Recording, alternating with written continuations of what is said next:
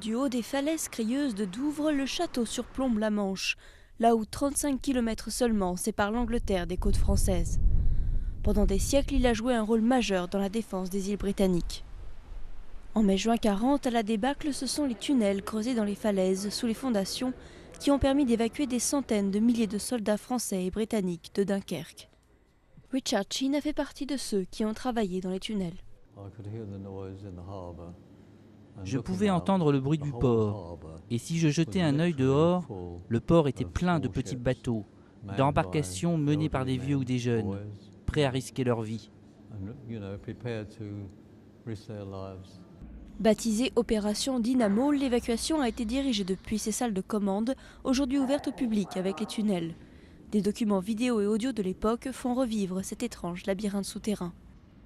Quand on pense à une opération comme celle de Dunkerque, on pense à l'action et aux bateaux qui récupèrent les troupes. Mais en réalité, une part très importante des opérations de commande et de contrôle a eu lieu ici.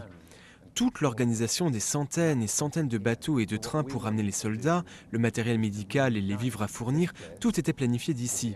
Nous avons voulu réunir ce lieu avec les opérations reliées de nouveau Douvres à Dunkerque. Richard a travaillé dans une pièce similaire à celle-ci, repérant les avions et navires allemands avant de passer les informations au commandement.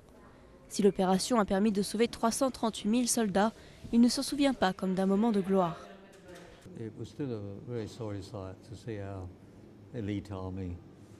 C'était une vision désolante de voir nos armées d'élite revenir défaites. C'était une défaite. Et pourtant, Churchill nous disait « Nous allons nous battre sur les plages, nous allons nous battre dans les villages, et nous ne nous rendrons jamais ». Il redonnait du courage au pays, mais en réalité, il essayait presque de transformer une défaite en victoire. Le château de Douvres garde encore d'autres secrets historiques. À l'avenir, des tunnels plus profonds pourraient être ouverts au public, ceux qui devaient servir en cas d'attaque nucléaire pendant la guerre froide.